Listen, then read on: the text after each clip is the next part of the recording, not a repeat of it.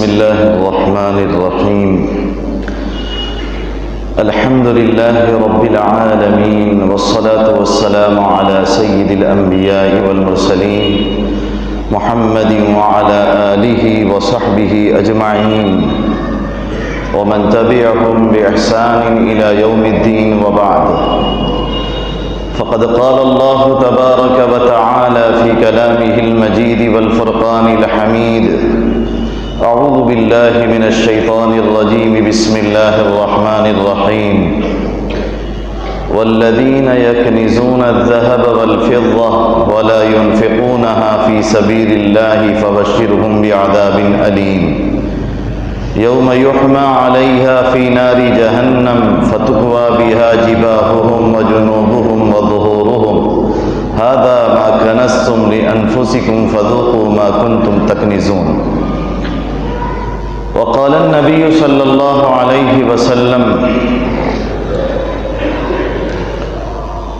اللهم أعط ممسكا منسكا، اللهم أعط منفقا خلفا وأعط ممسكا طلفا، او كما قال رسول اللہ صلی اللہ علیہ وسلم. میرے بھائیوں، بزرگوں اور دوستوں،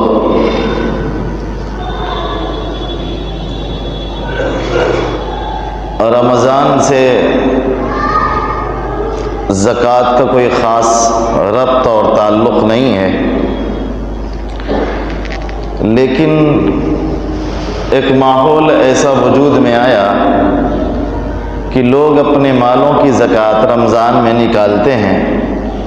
اس لیے ضرورت محسوس ہوتی ہے کہ زکوٰۃ کے تعلق سے، اس مناسبت سے کچھ باتیں لوگوں کے سامنے بیان کر دی جائیں، تاکہ زکوٰۃ کی اہمیت اور اس کے موٹے موٹے مسائل لوگوں کو معلوم ہو جائیں اور اسی کے مطابق لوگ اپنے مال کی زکوٰۃ نکالیں.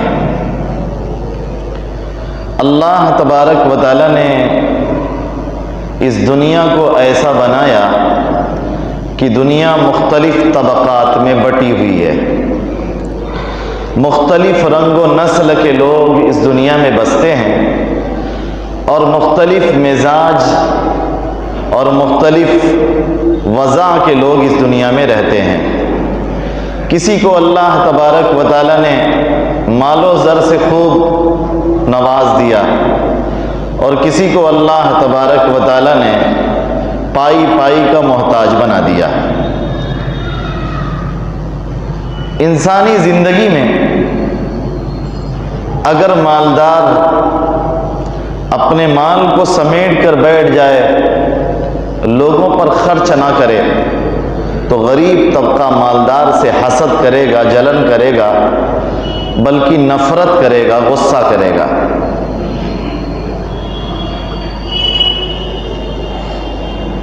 اور اگر مالدار اپنے مال کو غریبوں اور فقیروں پر خرچ کرے گا تو لوگوں کے دلوں میں اس کی محبت بیٹھے گی اور انسانی ہمدردی کا ایک جذبہ پیدا ہوگا، اور پوری شہری زندگی میں ہمدردی اور بے خواہی کا ایک ماحول تیار ہو جائے گا. اسی مقصد کے لیے اللہ تبارک و تعالیٰ نے زکوٰۃ کو فرض کیا ہے، تاکہ جس کے پاس مال ہے اس کے دل سے مال کی محبت کم ہو جائے. انسان کا بہت بڑا مرض ہے اس کا بخیل ہونا، انسان کا بہت بڑا مرض ہے اس کا حریص ہونا، لالچی ہونا. مال کی حرص اس کے اندر پیدا ہو جائے، وہ کوشش کرے کہ میرے پاس زیادہ سے زیادہ مال اکٹھا ہو جائے، اور نہ مال کو خرچ نہ کرے. تو ایک زمانہ وہ آئے گا کہ وہ قارون بن جائے گا. مال تو بہت زیادہ ہے، لیکن دل میں انسانیت کی ہمدردی نہیں ہے. قارون کا سب سے بڑا مرض یہی تھا. اللہ رب العزت نے اسی لیے جہاں پر مال کا مطالبہ کیا، وہیں پر اللہ تعالیٰ نے فرمایا: وَأَنفِقُوا مِمَّا رَزَقْنَاكُمْ، جو ہم نے تمہیں دیا ہے اس میں سے خرچ کرو.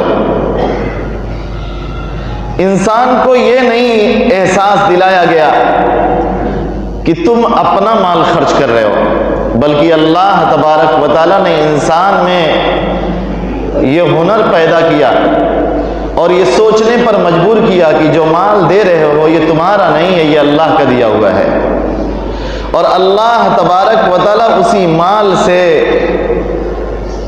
مطالبہ کر رہے ہیں کہ غریبوں اور فقیروں پر اس مال کو خرچ کرو۔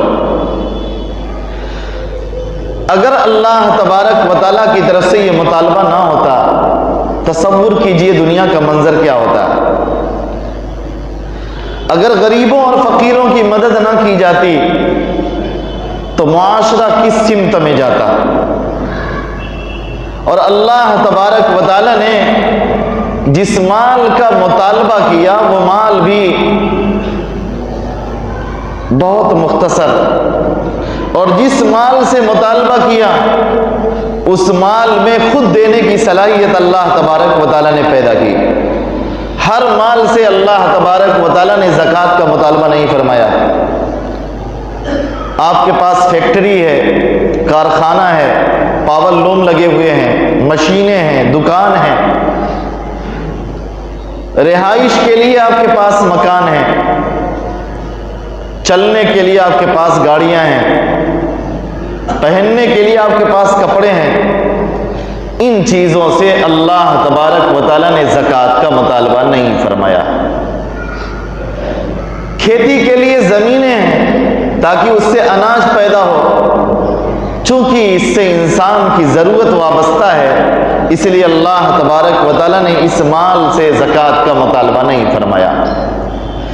اللہ تبارک و تعالیٰ نے جس مال سے زکوٰۃ کا مطالبہ کیا اس مال کے اندر نمو، بڑھوتری کی صلاحیت ہے، وہ مال خود بخود بڑھتا ہے۔ دو قسمیں ہیں، علماء نے بیان کیا کہ نما یعنی بڑھنے کی دو صورتیں ہیں۔ ایک تو پیدائشی ہے کہ اللہ تبارک و تعالیٰ نے اس کو ایسا بنایا کہ وہ خود بخود بڑھتا ہے، جیسے سونا اور چاندی۔ سونا اور چاندی خود بخود بڑھتا ہے۔ سال گزشتہ رمضان میں نصاب کی مقدار ہم لوگوں نے تقریباً 45,000 بیان کی تھی کہ اگر کسی کے پاس 45,000 روپے ہیں تو وہ صاحب نصاب بن جاتا ہے۔ آج میں نے پتہ کیا تو معلوم یہ ہوا کہ تقریباً 60,000 روپے کسی کے پاس ہیں تو وہ صاحب نصاب ہے۔ مال میں بڑھنے کی صلاحیت ہے، مال بڑھتا ہے اور گھٹتا بھی ہے۔ سونا اور چاندی ایسے ہیں کہ وہ ہمیشہ بڑھتے ہیں، کبھی گھٹتے نہیں۔ اللہ تبارک و تعالیٰ نے فطرتاً ان کے اندر بڑھنے کی صلاحیت رکھی ہے، تو اللہ نے فرمایا سونے سے زکوٰۃ ادا کرو اور چاندی سے زکوٰۃ ادا کرو۔ اسی طرح ان جانوروں سے مطالبہ کیا گیا جن جانوروں میں بڑھنے کی صلاحیت ہے، توالد و تناسل کا سلسلہ ہے۔ گائے ہیں، بھینس ہیں، بکریاں ہیں، اونٹ ہیں۔ آپ ایک بکری خرید کر لائیں، 1-2 سال کے اندر آپ کے پاس اسی سے بہت سارے جانور پیدا ہو جائیں گے، بہت سارے بکریاں تیار ہو جائیں گے، اس لیے کہ اللہ تبارک و تعالیٰ نے خلقتاً ان میں بڑھنے کی صلاحیت رکھی ہے۔ ٹھیک اسی طرح آپ کے پاس مال تجارت ہے، اس مال تجارت کو آپ بزنس میں لگاتے ہیں، تجارت میں لگاتے ہیں، کچھ دنوں کے بعد وہ مال بڑھتا ہے، کبھی 10% بڑھا، کبھی 20% بڑھا، اور اللہ کا کبھی فضل ہوا تو ڈبل ہو گیا۔ آپ نے 50 لاکھ لگایا، اللہ نے اس کو 1 کروڑ بنا دیا، 1.5 کروڑ بنا دیا۔ کیوں؟ اس لیے کہ مال تجارت کے اندر بھی بڑھنے کی صلاحیت ہے۔ اسی کو کہتے ہیں نما تقدیری، یعنی اللہ تبارک و تعالیٰ نے اس میں مقدر کر رکھا ہے کہ وہ بڑھیں گے، اسی لیے مال تجارت بھی بڑھتے ہیں۔ اللہ رب العزت فرماتے ہیں یہ جو بڑھنے والے مال ہیں تمہیں انہی سے زکوٰۃ نکالنی ہے۔ زکوٰۃ تمہیں اپنے مال سے نہیں دینی ہے، تمہیں اپنی کھیتی والی زمین سے نہیں دینی ہے، اپنی فیکٹری، تجارت اور کارخانے سے نہیں دینی ہے۔ زکوٰۃ اس مال سے دینی ہے جو مال بڑھنے والے ہیں، بڑھ رہے ہیں، ان کے اندر بڑھنے کی صلاحیت ہے۔ یہ اللہ رب العزت کا ایک عظیم نظام ہے، اور جس مال کا مطالبہ کیا گیا وہ مال بھی بڑا مختصر، کہ اگر 40 روپے ہیں تو 40 روپے میں 1 روپے کا مطالبہ کیا، 100 روپے ہیں تو اس میں 2.5 روپے کا مطالبہ کیا، لیکن نہیں، ایسا بھی نہیں کیا، اس کی ایک مقدار متعین فرمائی جس کی وجہ سے آپ مالدار گنے جائیں، مالدار شمار کیے جائیں۔ آپ کے پاس اتنا مال ہو کہ آپ مالدار سمجھے جا رہے ہیں، تب زکوٰۃ واجب ہے۔ اگر آپ مالدار نہیں ہیں تو زکوٰۃ واجب نہیں ہے۔ مالدار کتنے میں بنیں گے؟ اس کے لیے فرمایا کہ 5 اوقیہ سے کم میں، یا کہیے 200 درہم سے کم میں زکوٰۃ واجب نہیں ہے۔ یہ 200 درہم کی مقدار اس وقت تقریباً 60,000 روپے ہے۔ اس سے کم میں اللہ تبارک و تعالیٰ زکوٰۃ کا مطالبہ نہیں کرتے۔ میرے پاس اتفاقیہ 1 لاکھ روپے آ گئے، ابھی مجھ سے زکوٰۃ کا مطالبہ نہیں ہے، بلکہ اللہ فرمائیں گے کہ جب 1 سال گزر جائے تب تمہیں اپنے مال کی زکوٰۃ نکالنی ہے۔ 1 سال گزر جائے اس مال پر، سال کے شروع میں بھی آپ کے پاس وہ 60,000 روپے تھے، اور جب سال مکمل ہوا تو 1 سال مکمل ہونے کے بعد بھی آپ کے پاس 60,000 روپے پڑے ہوئے ہیں، تب اللہ تبارک و تعالیٰ کی طرف سے مطالبہ ہے کہ اب آپ صاحب نصاب ہیں، آپ پر زکوٰۃ نکالنا واجب ہے۔ اور زکوٰۃ نکالنے کی اللہ تبارک و تعالیٰ نے ترغیبیں بھی دی، بندوں سے جگہ جگہ مطالبہ کیا، وَفِي أَمْوَالِكُمْ حَقٌّ لِلسَّائِلِ وَالْمَحْرُومِ، اے ایمان والو تمہارے مال میں سوال کرنے والوں کا اور محروموں کا حق ہے۔ تم یہ نہ سمجھو کہ یہ مال سب میرا ہے، تمہارے مال میں اللہ تبارک و تعالیٰ نے دوسروں کا بھی حق رکھا ہے۔ نبی علیہ السلام نے حدیثوں میں خرچ کرنے والوں کی فضیلتیں بیان فرمائیں۔ نبی علیہ السلام نے فرمایا کہ الید العلیٰ خیر من الید السفلیٰ، اوپر والا ہاتھ نیچے والے ہاتھ سے بہتر ہے۔ جو خرچ کرتا ہے وہ افضل ہوتا ہے، جو خرچ نہیں کرتا وہ مفضول ہوتا ہے، افضل نہیں ہوتا۔ اگر تمہیں انسانوں کے درمیان افضل بننا ہے، برتر بننا ہے، تو اپنے مال کو خرچ کرو، اللہ تبارک و تعالیٰ تمہیں افضلیت عطا فرما دیں گے، دوسروں سے برتر بنا دیں گے۔ کیوں؟ اس لیے کہ تم اپنے مال کو خرچ کر رہے ہو۔ اللہ تبارک و تعالیٰ نے ان انسانوں کو افضل بنایا جو انسان اپنے مال کو نکالتے ہیں، خرچ کرتے ہیں۔ نبی علیہ السلام نے فرمایا لا يرد القضاء الا الدعاء، کہ قضا کو کوئی چیز رد نہیں کر سکتی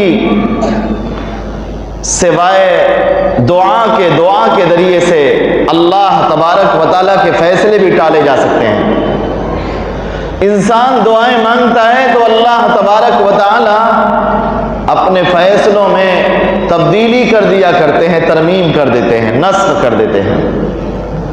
اور فرمایا وَلَا يَزِيدُ فِي الْعُمْرِ إِلَّا الْبِرُّ، انسان کی عمر میں کوئی چیز اضافہ نہیں کر سکتی سوائے نیکی کے۔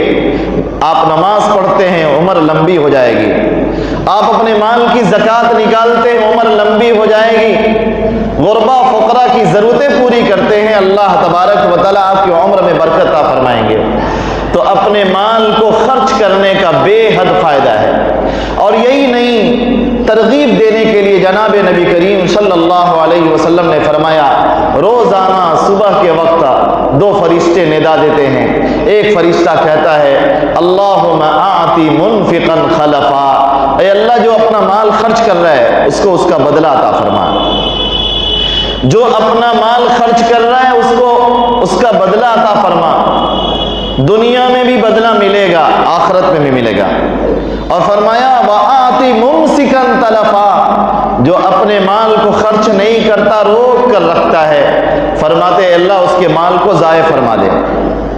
کہتے ہیں کہ اگر کسی کا مال ضائع ہو رہا ہے، تجارت کر رہے ہیں برکت نہیں ہو رہی ہے، اس کو اپنے مال کا جائزہ لینا چاہیے، لگتا ہے مال کی زکوٰۃ نہیں نکل رہی ہے، جبھی وہ مال ضائع ہو رہا ہے۔ اگر زکوٰۃ نکلتی تو وہ مال ضائع نہ ہوتا۔ اور حدیث پاک میں جناب نبی کریم صلی اللہ علیہ وسلم نے فرمایا زکوٰۃ کا مال کسی بھی مال سے ملتا ہے تو اس کو ہلاک کر دیتا ہے۔ اگر زکوٰۃ کی رقم ہمارے مال کے ساتھ ملی ہوئی ہے، ہونا تو یہ چاہیے تھا کہ رمضان میں آپ کا نکالنے کا معمول ہے تو زکوٰۃ کے مال کو آپ الگ کر دیتے اور الگ کر کے اپنے مال کی زکوٰۃ نکال دیتے، لیکن آپ ایسا نہیں کرتے۔ آپ پورے سال خرچ کرتے رہتے ہیں اسی میں سے اور اپنی تجارت میں بھی لگائے ہوئے ہیں۔ نتیجہ یہ نکلتا ہے کہ تجارت کی جو برکت ہونی چاہیے وہ برکت نہیں ہوتی۔ لمبے لمبے کاروبار ہیں پھر بھی انسان پریشان ہے، کیوں؟ اس لیے کہ صحیح وقت پر صحیح طور پہ مال کی زکوٰۃ نہیں نکل سکی۔ میں تجربے کے ساتھ بتا رہا ہوں، رمضان میں چندہ کیا گیا، ایک سال گزر جاتا ہے بعض مرتبہ، اور کبھی کبھی 2 سال گزر جاتے ہیں، اور جو انہوں نے رقم لکھائی ہے مدرسے پہ دینے کے لیے ادائیگی نہیں ہو پاتی۔ سال گزر گیا اور لمبی رقم پڑی رہ جاتی ہے جو ہم لوگ وصول نہیں پاتے بار بار مطالبہ کرنے کے باوجود۔ اب جائیے تو لوگ کہیں گے مولوی صاحب دعا فرمائیے، زکوٰۃ نہیں نکالیں گے تو دعا سے کیا ہوگا؟ اللہ فرما رہے ہیں زکوٰۃ کے ذریعے سے مال بڑھ رہا ہے، ہم سمجھ رہے ہیں زکوٰۃ کے ذریعے سے مال گھٹ رہا ہے۔ عقیدے کی خرابی ہے، یقین بگڑا ہوا ہے۔ فرمایا یمحق اللہ الربا ویربی الصدقات، اللہ تبارک و تعالیٰ سود کے ذریعے سے مال کو گھٹاتے ہیں اور صدقے کے ذریعے سے مال کو بڑھاتے ہیں۔ ایک حدیث میں جناب نبی کریم صلی اللہ علیہ وسلم نے ارشاد فرمایا کہ جب کوئی آدمی صدقہ کرتا ہے، معمولی سا صدقہ، تو اللہ تبارک و تعالیٰ اس کو پال کر بڑا کرتے ہیں، ایسے ہی جیسے تم اپنے بکری کے بچے کو پال کر بڑا کرتے ہو۔ اللہ اس میں برکتیں پیدا کرتے ہیں، اور میں نہیں کہہ رہا ہوں، قرآن بھی کہہ رہا ہے مثل الذین ينفقون اموالهم فی سبیل اللہ کمثل حبۃ انبتت 7 سنابل فی کل سنبلۃ 100 حبۃ۔ ایک صدقے کا 1 روپیہ آپ نے دیا، اللہ تبارک و تعالیٰ اپنے فضل سے اس کو 700 بنا دیتے ہیں۔ 1 روپیہ خرچ کرنے پر 700 روپے مرنے کے بعد ملیں گے، کون نہیں خرچ کرنا چاہے گا؟ اس قدر انعام ہے اللہ تبارک و تعالیٰ کی طرف سے، پھر بھی ہم اپنے مال کی زکوٰۃ نہ نکالیں تو بڑی محرومی کی بات ہے۔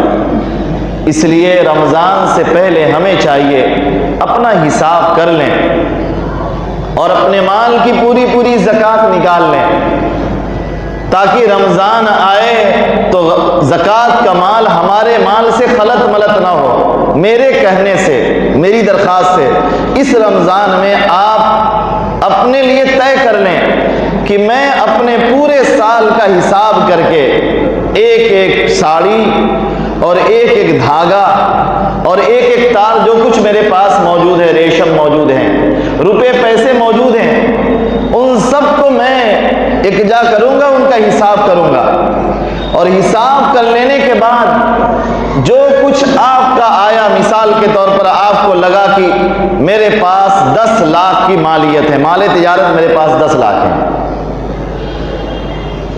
پھر آپ نے دیکھا کہ دینداری کتنی ہے، مجھے لوگوں کو دینا کتنا ہے،